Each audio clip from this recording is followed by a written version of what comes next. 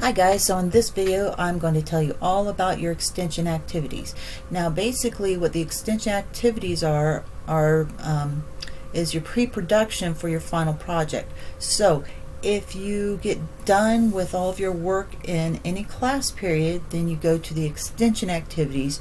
Start with step 1, do all the work in there, turn it in, go to work step 2, do all the work in there, turn it in, and there are links to turn in the work. Alright, so that's the first thing.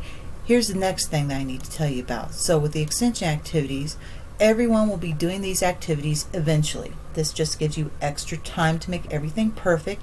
This is the pre-production for your final project. The other important thing to note is that all this we will be talking about in class. So if you're confused about something, then give it a go, give it a try, and understand that we will go into more detail about it in a lecture in one of our classes. Alright, so what are the steps that you find in the extension activities?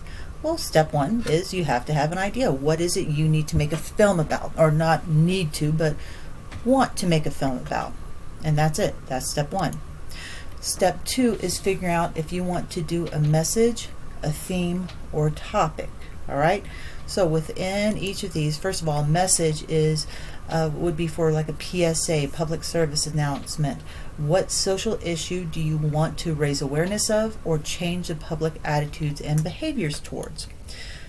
Or you can choose to do like a fictional piece, and you would use this approach for music videos, for commercials, for actually the message can go for a commercial as well.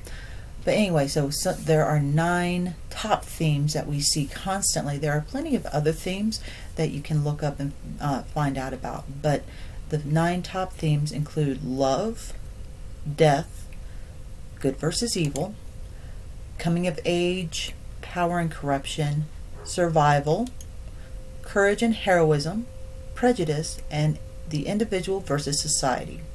So those are your 9 main themes. There are other themes out there that you are more than welcome to explore. Your other option for step 2 is a topic. You would use this for a documentary, for a news piece, and some possible topics include humanity, racism, love, social media, the loyalty of the dog, AI, automation, aliens, all sorts of different topics you can explore. Then our next step, step 3, is the film type. What kind of film? So you've started developing these ideas. Now, how do you really want to film? Do you want to choose a fictional piece where you have a genre? Do you want to do a mystery? Do you want to do a fantasy? Do you want to do a drama? Do you want to do a biography, a commercial, a documentary, a how-to, PSA? Whatever you want to do, step 3 is where you are exploring it and trying to figure out and making a final decision. Now, step 4. Step 4 is really kind of fun. It's a very short thing. Here's a fake Captain America Civil War poster. The tagline on it is, "Airport security has a really bad day." If you've seen Captain America Civil War, they really destroy a major German airport. It was very naughty of them. Okay, so a tagline. What is a tagline? A tagline is a short text which helps you to figure out kind of what's going on in a movie. It's on the movie poster, so it usually either talks directly about the plot. Sometimes it can speak to the experience you might feel about watching the film, and it will oftentimes use puns or turns of phrases. For example, a longer tagline, and I expect you to do the longer full sentence tagline, is, "A young man discovers that he has amazing abilities and embarks on an adventure." Well, that could be a tagline for several different movies. Star Wars, Luke Skywalker discovers that he has Jedi abilities and goes after the Death Star.